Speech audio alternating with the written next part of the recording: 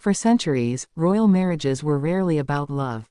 Kings and queens married to secure alliances, strengthen dynasties, and protect the future of their kingdoms. Personal feelings often came second to duty. But today, the world has changed. Modern royals are expected to balance tradition with personal happiness.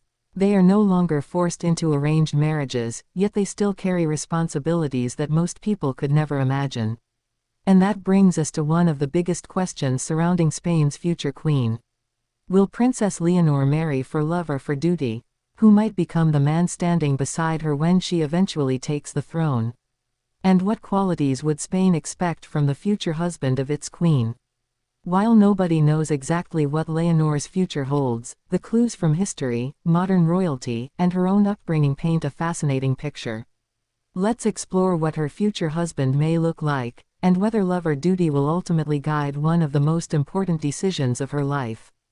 A question royals have faced for centuries. Throughout history, royal marriage was rarely a private matter. Princes and princesses often married people they barely knew. The goal was political stability. A marriage could end wars, unite kingdoms, strengthen alliances, or secure succession.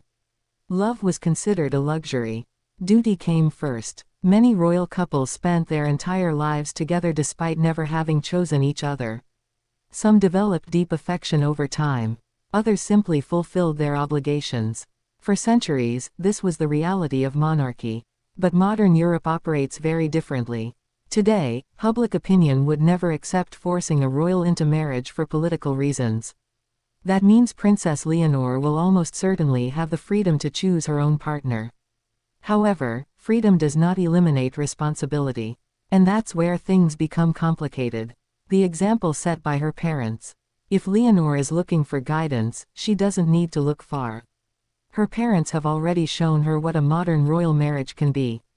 When King Felipe married Letizia Ortiz in 2004, it was considered groundbreaking.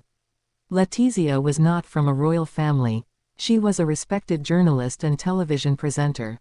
For some traditionalists, the match seemed unusual. But Felipe chose the woman he loved.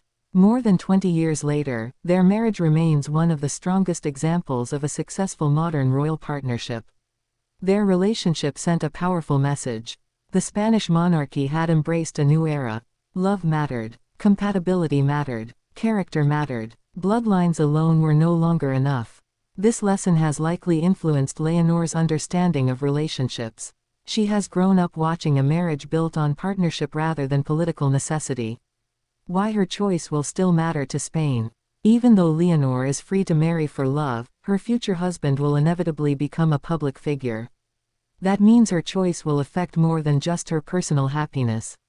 One day, Leonor will become queen. The man she marries may spend decades standing beside her during state visits, ceremonies, diplomatic events, and national celebrations. He will represent Spain both at home and abroad. As a result, the public will naturally pay close attention. People will ask important questions. Does he possess dignity? Can he handle public pressure? Will he support Leonor's responsibilities? Can he adapt to royal life? These considerations don't mean Leonor must sacrifice love. But they do mean her future partner will face expectations unlike those encountered by most people.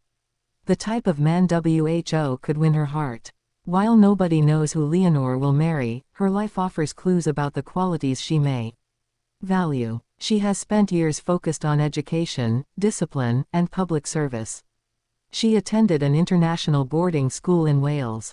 She completed rigorous academic studies. She began military training as part of her preparation for the throne. These experiences suggest she may be attracted to someone with similar qualities. Perhaps someone intelligent and ambitious. Someone who understands responsibility. Someone confident enough to stand beside a future queen without seeking attention for himself. Most importantly, she may need a partner who understands the unique pressures of her life. Being married to a future monarch requires patience, resilience, and extraordinary adaptability. Not everyone could handle that role. The challenge of dating as a future queen. Finding love is difficult for many people. Finding love while preparing to become queen is even harder. Every friendship may attract media attention. Every rumored relationship can become international news. Even simple interactions may be photographed and analyzed. This environment makes it challenging to develop genuine connections. How can someone know whether they are liked for who they are, or because of their title? How can trust develop when every public appearance becomes a headline? These challenges are common among royals throughout Europe. And Leonor will likely face them as well. Her future husband will need to accept a life where privacy is limited and public attention is constant. That reality narrows the field considerably. Could she marry a commoner? If history teaches us anything, it's that modern royal families are increasingly open to marriages outside traditional aristocratic circles. Across Europe, many royal heirs have married commoners. The idea that a future queen must marry a prince is largely outdated. Leonor's own mother is proof of that change. Because of this, her future husband could come from almost any background. He might be a professional, a military officer, an academic, an entrepreneur, a diplomat, or someone entirely unexpected. What matters most today is not noble ancestry. It is character, compatibility, and the ability to fulfill public responsibilities. That gives Leonor far more freedom than royal women possessed in previous centuries. The possibility of an international romance. Because Leonor has studied and trained alongside people from many countries, some royal watchers believe she could eventually marry someone from outside Spain. Her education exposed her to an international community of students. Her future duties will involve global diplomacy. Her social circle is likely broader than many people realize. An international romance would not be surprising. In today's interconnected world, relationships often cross borders and cultures. If Leonor were to marry someone from another country, public attention would be enormous. Yet modern monarchies have repeatedly shown they can adapt to changing circumstances. Ultimately, nationality may matter far less than personal qualities. What duty will demand? Even if Leonor marries for love, duty will always remain part of the equation. The person she chooses must be willing to accept a unique lifestyle. Royal schedules are demanding. Public appearances are frequent. Security considerations affect everyday life. Media attention never fully disappears. Some people might find these sacrifices overwhelming.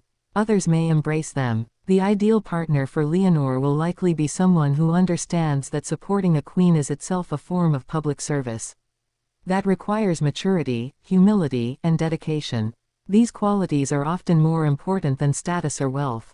What history suggests. When historians examine successful royal marriages, certain patterns emerge. The strongest partnerships tend to involve mutual respect, shared values, emotional support, and a willingness to work as a team. The challenges of royal life can place enormous strain on relationships. Public scrutiny, official duties, and constant expectations create pressures that many ordinary couples never experience. Those who succeed usually possess a strong foundation of trust and understanding. If Leonor follows the example set by her parents, these qualities may play a major role in her future choice. Has her future husband already entered her life? This is the question that fascinates royal fans. Could Leonor have already met the man she will eventually marry? The truth is that nobody knows. Perhaps he is someone she met during her education. Perhaps a future colleague. Perhaps someone she has not encountered yet. History contains countless examples of royal romances beginning unexpectedly. Sometimes the most significant relationships emerge when people least expect them. For now, any specific claims remain pure speculation. There is no confirmed information regarding a serious relationship involving Princess Leonor. But that uncertainty only fuels public curiosity. Love or duty? So, will Princess Leonor marry for love or for duty? The most likely answer is both. Unlike royal women of previous centuries, she has the freedom to choose her own partner. Yet unlike most people, her choice carries national significance. Love alone may not be enough. Duty alone would not satisfy modern expectations. The ideal outcome is a relationship that combines personal happiness with public responsibility. A marriage built on affection, trust, and shared purpose. That is exactly the balance many modern monarchies strive to achieve. And it is likely the path Leonor will eventually follow. Conclusion. The identity of Princess Leonor's future husband remains one of the great mysteries surrounding Spain's future queen. Will he come from Spain or another country? Will he be a public figure or a private citizen? Will their romance begin quietly or unfold before the eyes of the world? Nobody can answer those questions today. What we do know is that Leonor lives in a very different era from the queens who came before her. She has opportunities previous generations never enjoyed. She can pursue love while still honoring her responsibilities. And when the day finally comes that she introduces the man who will stand beside her as queen, the world will undoubtedly be watching. Until then, the story of Princess Leonor's future husband remains unwritten. And perhaps that is what makes it so fascinating.